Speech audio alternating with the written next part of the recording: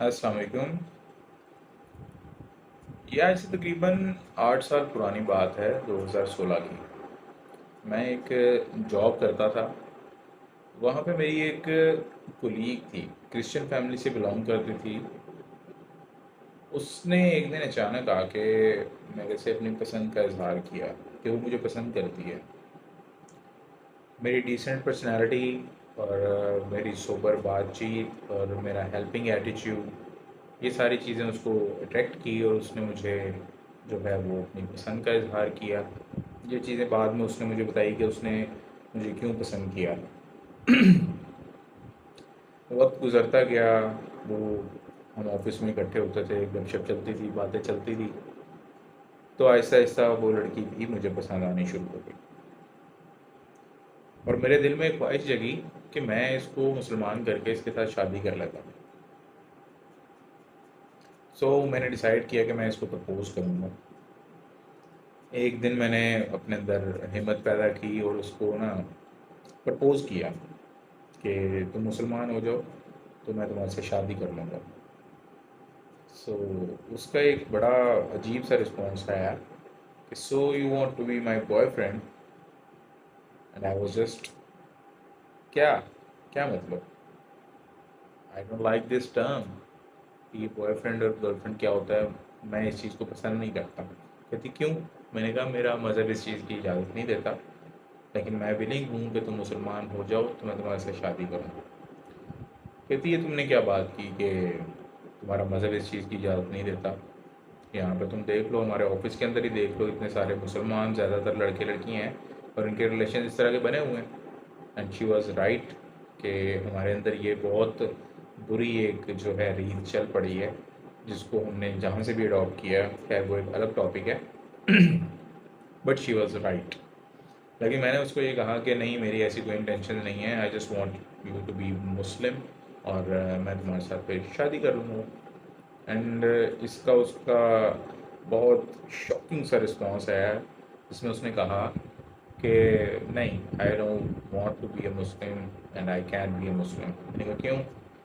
कहती thanks to Lord that I born into a Christian family. और ये सुन के मैं इंतहाई शॉक हुआ कि ये क्या बात कर रही है। ये बात तो अक्सर मैं करता हूँ कि अल्लाह का बहुत शुक्र है कि मैं एक मुसलमान घराने में पैदा हूँ।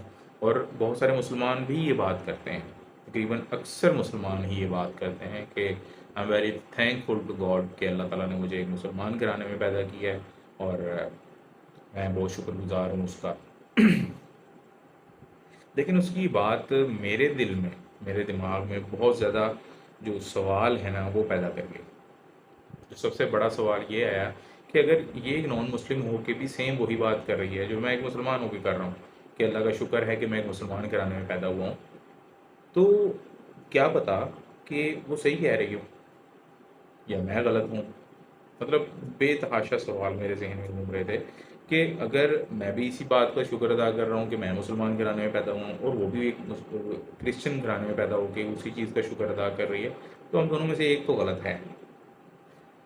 सो बस ये मेरी लाइफ का एक टर्निंग पॉइंट बना और इसके बाद मैंने अपने रिलीजन को, अपने अकीदे को रिव्यू करना शुरू किया। तो मैंने कहा देखते हैं, इसको रिव्यू करके देखते हैं कि क्या पता मैं गलत ही हूँ, और अगर मैं गलत हूँ तो मैं अपने आप को दुरुस्त करूँ, अपने आप को करेक्ट करूँ, अपने आप को एक सही रास्ते पर लेके आऊँ। बस वो दिन था। और उसके बाद से मैंने रिसर्च शुरू की, रिवीजन शुरू की, पढ़ा, सुना, देखा, लोगों में बैठा, उलमा इकराम से डिस्कस की।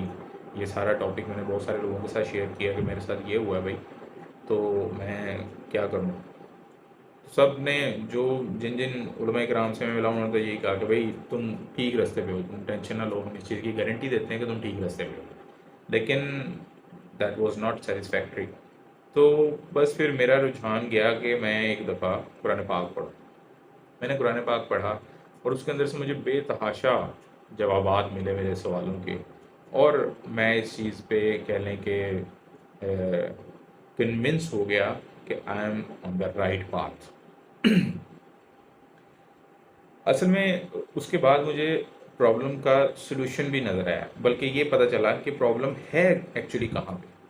प्रॉब्लम वहाँ पे है कि जब हम एक मुसलमान घराने में पैदा होते हैं और हम आंखें बंद करके सोचे समझे बगैर हम एक भटके हुए मुसलमान के घर में पैदा हुए होंगे, तो हम भटके हुए मुसलमान ही पले बढ़ेंगे और भटके हुए मुसलमान ही अल्लाह को प्यारे हो जाएंगे। और ये कोई एक केस नहीं मैं बता रहा, ये तकरीबन हर इंसान की यही कहानी है, स्पेशली पाकिस्तान के अंदर तो यही चल रहा है। हम रिवीजन की तरफ देखते भी नहीं हैं, और अगर हमें कोई कन्विंस करने की कोशिश करता भी है तो हम उसको धुतकार देते हैं कि तुम गलत हो, हमने तो यही देखा है, हमने अपने बड़ों को यही करते हुए देखा है, मेरे फादर भी यही करते हैं, मेरे दादाबू भी यही करते हैं, मेरी मदर भी यही करती हैं, तो आई एम गुड दिस, और मैं अपने आप को चेंज नहीं करना चाहता। कुरान पाक के अंदर अल्लाह ताला ने इब्राहीम अलैहिस्सलाम के वाक़यात बताए हैं। जब इब्राहीम अलैहिस्सलाम किसी जो वहाँ पे उस वक्त के बुत परस्त थे उनको दावत देते थे, तो वो कहते थे भाई जाओ अपना काम करो जाके, हमने अपने बाप दादा को ये बुतों की परस्तिश करते ही देखा है, तो हम तुम्हारी बात कैसे मान लें भाई। खैर मैं उसको डिटेल में नहीं जाऊँगा, लेकिन ये हमारे साथ भी आज यही मामला है। हम मुसलमान घर में पैदा होते हैं और अपने आप को समझते हैं कि भाई हम जन्नती हैं, अब हमने जन्नत में ही जाना है मर के, लेकिन नहीं। मुसलमान घराने के अंदर पैदा होना मेरे हिसाब से एक ब्लेसिंग नहीं है, बल्कि एक बड़ा चैलेंज है इससे कि हम किसी और घराने में पैदा हों। अगर हम किसी और घराने में पैदा होंगे तो डेफिनेटली हमारे पास दो ऑप्शन होंगे, मुसलमान या वो वाला घराना जिसमें हम पैदा हो रहे हैं। लेकिन जब हम मुसलमान घराने में पैदा होते हैं तो यहाँ पे हमारे लिए बड़ा चैलेंज ये है कि हम एक सही मुसलमान बने, ना कि वो मुसलमान बने जिस पे हमने अपने फादर को, अपने जो ग्रैंड फादर्स हैं और उनको देखा है हमने। उसके अंदर कह लें कि जो रिलीजन के इनर स्विच करना है ना, वो ज़्यादा मुश्किल है। मैंने जब कुरान पाक पढ़ लिया, इसमें मैं जो सबसे ज़्यादा क्रेडिट जाता है वो मेरे फादर को जाता है कि जिन्होंने मुझे रोका नहीं, ये रिसर्च करने से, मुझे पढ़ने से रोका नहीं। और अल्हम्दुलिल्लाह इस वक्त मैं जिस अक़ीदे पे हूँ और जो मैं मुसलमान हूँ, वो मैं अपने फादर्स और फोर फादर्स का जो रिलीजन था या उनका अक़ीदा था उससे मैं थोड़ा सा डिफरेंट ही हूँ उनसे मेरी अक्सर इस टॉपिक्स पे बहस ही हो रही होती है कि भाई आप गलत हैं, और मैं कहता हूँ कि मैं खुद बाय चॉइस मुसलमान बना हूँ, और मैं जो बाय चॉइस मुसलमान हूँ तो मैं पढ़ के बना हूँ। अभी तक के नॉलेज के हिसाब से I am on a right way. So अभी फर्दर ये मेरी जो है रिसर्च चल रही है, मैं पढ़ रहा हूँ, स्टिल नॉलेज गेन कर रहा हूँ। बात करने का मकसद सिर्फ ये था कि हमें अपने आप को रिव्यू सिर्फ इतना करना है कि आज हम जिस मज़हब पर, जिस अक़ीदे पर हैं, क्या हम बाय चॉइस हैं या बाय बर्थ हैं, जो हमें बस कहने के विरासत में मिल गई चीज़ हम उसी को लेके चल रहे हैं, या हमारी इसके ऊपर अपनी कोई स्ट्रगल भी है, हमने अपनी कोई मेहनत भी की है। सिर्फ इस चीज़ को रिव्यू करना है। और अगर इस चीज़ को रिव्यू करने के अंदर आपको कोई मुश्किल पेश आ रही है, कोई मसला पेश आ रहा है, तो उसका एक shortest easiest and you can say doable way मैं आपको बता देता हूँ कि आप कुरान पाक को पढ़ें, जो एक बेसिक मुसलमानों की किताब है जिससे हम बहुत ज़्यादा दूर हैं। अक्सर तो हमारे मुसलमान उस किताब को लाइफ में वंस पढ़ते हैं और उसके बाद उसको बस अलमारी के सबसे ऊपर वाले खाने में रखते हैं, और वो जो हम वंस पढ़ते भी हैं वो भी हम एक ऐसी लैंग्वेज में पढ़ते हैं कि जो हमें समझ नहीं आती। कुरान पाक को अंडरस्टैंडेबल लैंग्वेज में एटलीस्ट वंस ज़रूर पढ़ें। एंड मैं आपको इस चीज़ की गारंटी देता हूँ कि अगर आप अपनी इस्लाह के लिए उस किताब को पढ़ेंगे तो आपको उससे बहुत ज़्यादा फ़ायदा भी होगा, और आप कह लें कि फ़ील करेंगे कि आपके अंदर एक बहुत पॉजिटिव किस्म का चेंज आया है। और आई विश कि आप ये काम स्टार्ट करें और आपको भी मेरी तरह, जिस तरह मुझे इससे फ़ायदा हुआ, इस तरह आपको भी फ़ायदा हो। होप आज की वीडियो भी आपके लिए फ़ायदेमंद होगी। Thank you very much. अल्लाह हाफ़िज़।